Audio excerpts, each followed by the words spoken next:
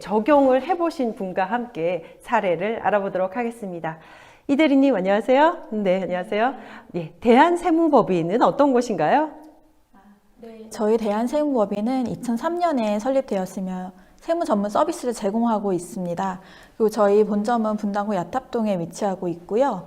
그 인원은 총 16명이 근무하고 있습니다. 저희는 이제 전통적인 세무 업무인 법인, 개인, 개인의 재산, 조세, 불복 등을 하고 있고요. 최근에는 과세되기 시작한 주택 임대 사업자를 위한 플랫폼도 지향하고 있습니다. 네, 엄청 바쁘셨겠네요. 저게 요즘에 되게 핫한 분야잖아요. 네. 네. 그래서 어떻게 RPA를 왜 도입하게 되셨나요? 네, 저희가 RPA를 도입하게 된 배경을 좀 설명을 드리자면요. 저희가 2019년 목표 중에 저희는 제한된 신고 기간 중에 빠르고 정확하게 업무 처리를 해야 될 필요성이 있었습니다. 그리고 고객에게는 보다 차별화된 편리함을 좀 제공하고자 하는 내용이 있어가지고요. 이 목표를 이루기 위해서 여러 가지 방법을 찾고 있었습니다. 그 여러 가지 방법 중에 하나가 이제 RPA였고요. 근데 저희가 BIT 전문가이다 보니까 여러 솔루션을 좀 비교하는 데는 좀 무리가 있었습니다. 그래서 저희 고객사 중에 도움을 줄 수 있는 분이 있어가지고 그 RPA를 다루는 회사를 좀 소개받게 되었습니다. 네. 그리고 IT 전문가에게 이제 저희 요구 조건이 있었는데요. 한 3가지 정도를 말씀을 드리고 거기에 맞는 솔루션 제안을 좀 부탁을 드렸고요. 그 요구 조건 3가지는 저희가 필요한 프로세스를 구현할 수 있는지, 그 다음에 또 저희 작은 업체가 쓸 수 있는 합리적인 가격인지. 중요한 포인트죠. 네. 그리고 저희가 이제 비전문가이다 보니까 좀 사용 편리성이 있는지가 좀 중요했고요. 이런 부분에 대해서 추천해 준 게 이제 윈 오토메이션, 소프트 모티브의 솔루션이었습니다. 네. 그럼 어떤 업무를 자동화 하셨나요? 네. 저희는 이제 작년에 2월부터 해서 한 달 동안 프로세스 구현을 했는데요. 한 달 동안에요? 되게 짧은 기간이었네요? 네, 저희가 이제 처음이다 보니까 가장 심플하고도 또 가장 필요한 부분만 이제 구현을 했고요. 네. 현업으로 1명 제가 참여를 했고요. 그리고 엔지니어 2분이 같이 참여를 해서 구현을 했습니다. 가장 필요한 부분 중에 저희가 이제 세무 대리인이다 보니까 가장 첫 번째 수임을 하게 되면 이제 홈택스에 세무 대리인 수임 등록을 하고요. 또 고객사에서는 이제 수임 동의를 해줘야 되는데 이제 담당자는 그걸 반복적으로 확인을 해야 되는 상황이어가지고 이걸 자동화를 시켰고요. 그 다음에 2번째는 저희 홈택스 사이트에서 신고 전에 이제 사전 자료를 조회를 하게 되는데요. 이것도 이제 프로세스로 구현을 했고요.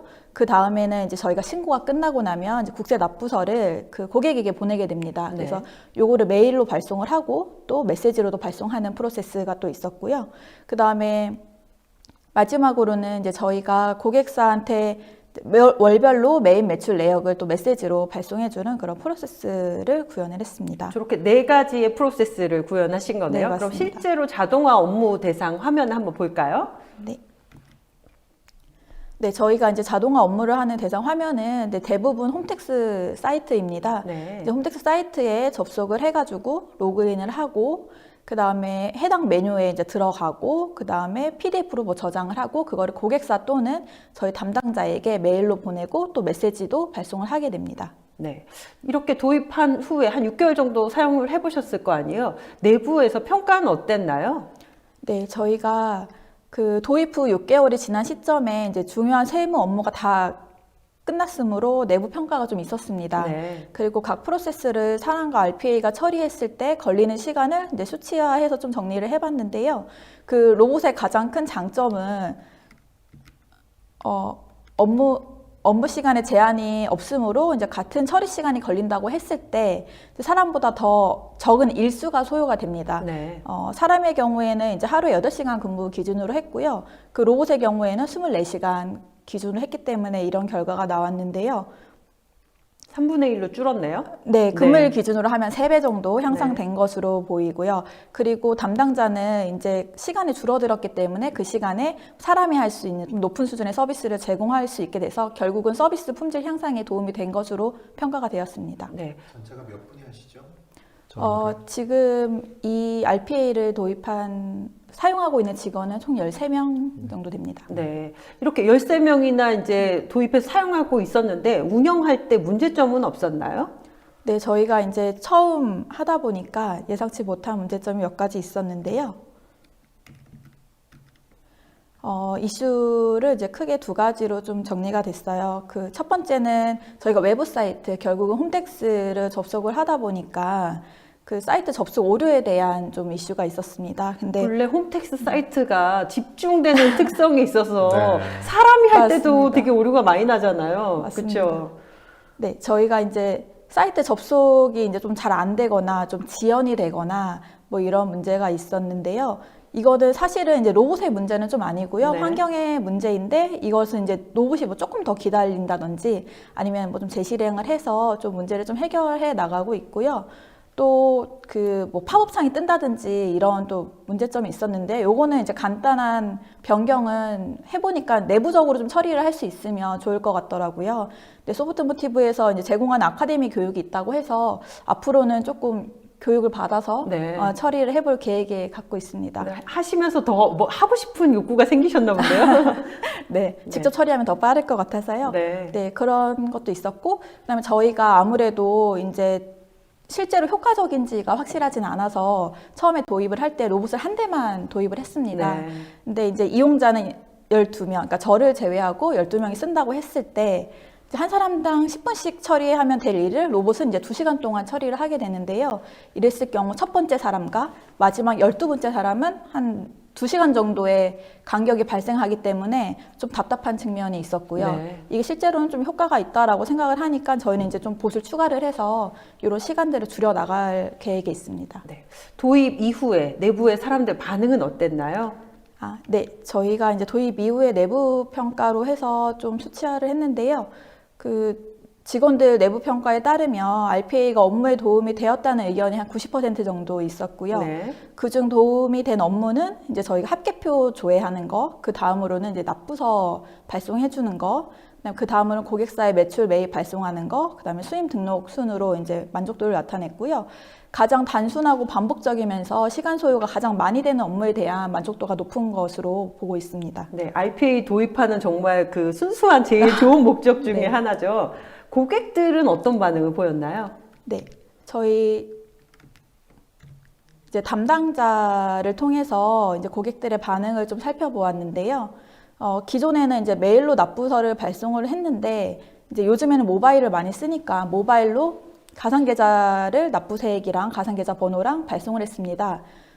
이래서 고객 입장에서는 바로 납부를 할 수 있으니까 좀 편리하다. 그리고 뭐 이제는 메일로 납부서도 필요 없다. 메시지만 보내달라. 네. 뭐 이런 의견도 있었습니다. 이렇게 그 1차 프로젝트를 하신 거잖아요. 그럼 좀 더 확장하실 계획이 있으신가요? 네. 저희는 일단은 담당자 의견 중에 업무 효율이 증가했다. 본인의 이제 로봇이 대신해주면서 다른 업무에 집중할 수 있고, 이제 불필요한 야근이 조금 줄어들었다. 네. 네, 이런 의견이 있어서 시간을 절약할 수 있다. 좋은 의견이 있었고요. 근데 아무래도 사용을 하다 보니까, 이런 기능도 있었으면 좋겠다. 해서 이제 뭐 다른 자료를 좀 같이 보내고 싶다. 그 다음에 납부서 발송, 아까 앞에서 말씀드렸던 납부서 발송도 좀 더 빨리 됐으면 좋겠다. 네. 해서 이런 부분에 대해서 이제 개선할 예정에 있습니다. 네. 그럼 향후 일정도 좀 알려주시죠. 네, 저희는 이제 2차 프로세스를 실제적으로 지금 좀 구현 중에 있고요. 그 지난달 3월 27일부터 현재까지 2차 프로세스를 진행하고 있습니다.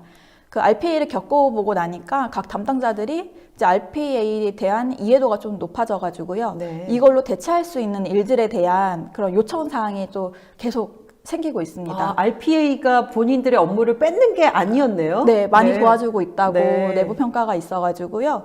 그러면 이제 요거를 어떤 걸 할 수 있는지에 대한 이해도도 높아져가지고 이제 담당자들이 요구했던 신규 프로세스가 이제 추가될 예정입니다. 그리고 이제 또 기존에 있던 프로세스에서도 추가적으로 이제 업무 범위를 좀 확대해서 RPA를 적용할 예정인데요. 예를 들어서 뭐 4단계 정도의 업무가 있다라고 하면 기존에는 1단계 사람이, 2단계는 로봇이, 3, 4단계는 사람이 또 뭐 이런 식으로 같이 했는데요. 이제 2, 3단계를 로봇이 대체를 하고 네. 사람이 이제 반만 적용을 이제 참여를 하는 이런 기존 프로세스에 추가가 있을 예정이고요. 그리고 담당자들이 각 프로세스마다 관리 이제 포인트가 다 달랐습니다. 근데 요거를 통합으로 해서 좀 더 편리하게 사용할 수 있도록 개선할 예정에 있습니다. 네. 생생한 경험을 공유해 주시니까 머리에 더 쏙쏙 들어오는 것 같습니다. 신사장님, 네. 이렇게 지금 코로나19로 인해서 또 기업들이 디지털 트랜스포메이션이 되게 가속화되고 있어요. 네. 이런 상황에 또 소프트오모티브가 기업들을